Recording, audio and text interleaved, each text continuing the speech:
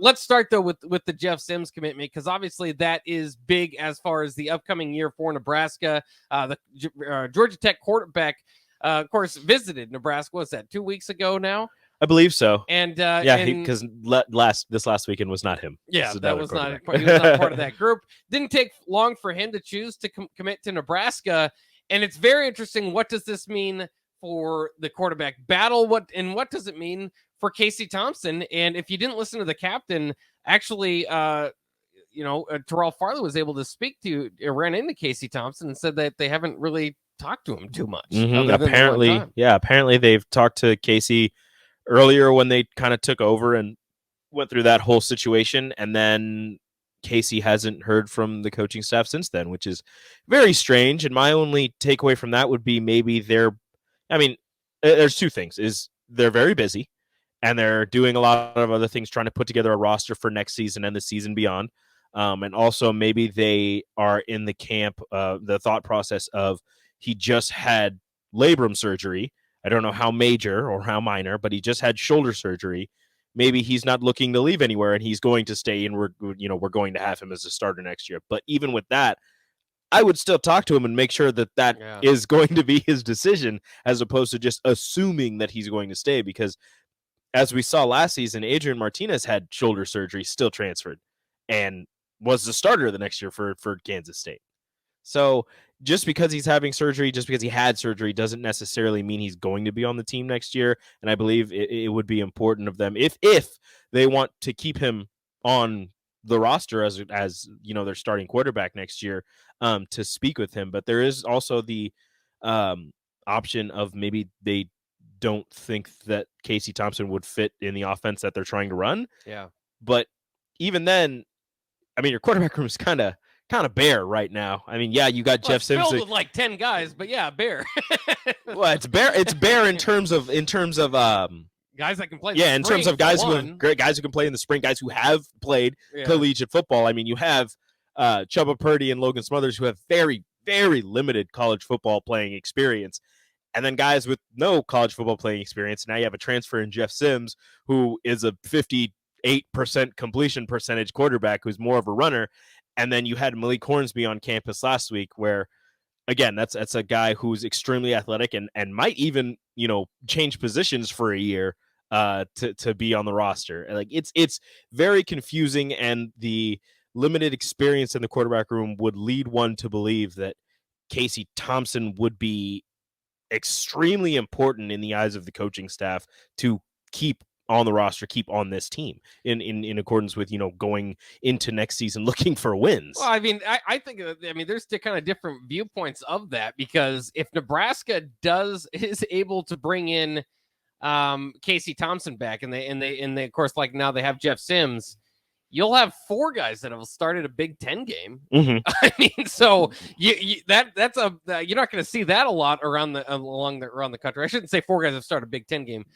3 guys that have started a Big Ten game, and a guy that started the ACC. But my point is Power 5 experience. Obviously, though, part of this whole discussion, and this is, you don't want to say nothing against the backup quarterbacks. Maybe they need to be developed, but it kind of is. I mean, the backup quarterback situation bogged Nebraska down last year. Mm-hmm. And so whether they bring Casey Thompson back or not, I hope it's the case, but it needed to be better. And I don't know if you were just going to think, okay, the new coaches can coach these guys up.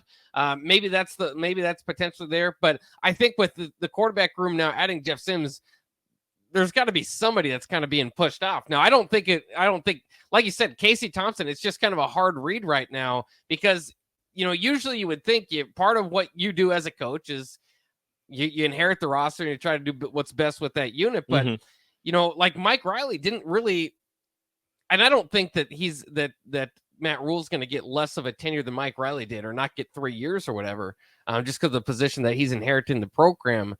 But you wonder if Mike Riley could do it over again if he would get a quarterback Tommy right Armstrong away, or get a quarterback that fits his system, because there was kind of that growing and learning process. And ultimately, Tommy Armstrong did better in his offense than Tanner Lee did anyway. Yeah, you got 2 good years of Tommy, and then your 1 year of Tanner Lee, and it didn't work out too well. But my point is, it's no longer like, all right, we've got the new head coach, so 5 years from now, his first recruiting class, then we can judge him. You gotta turn It's results right around pretty quickly. You don't really have you don't have time to sit around with some quarterback that doesn't fit your system and just kind of maneuver around it. It does look like Nebraska's system is going to be more dual threat with the guys that they're recruiting. The other part about that is Casey Thompson's mobile enough. I mean, he can get some yards, but he's very injury prone at this point in his career.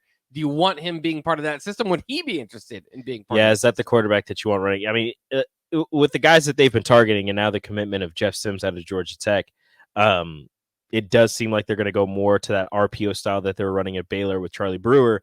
And if that's the case, Charlie Brewer, I think, ran for, 500-ish yards. I could be completely wrong on that, but, 500-ish yards in at least one of the seasons down at Baylor, which would lead you to believe that your quarterback is being used quite a bit and using his legs quite a bit in that RPO style. And again, like you said, with a quarterback like Casey Thompson, who's oft injured and a little bit on the smaller side, is that exactly what you want to be doing with him, especially in a much more physical conference as the Big Ten than it was in the Big 12 back when Rule was coaching at Baylor.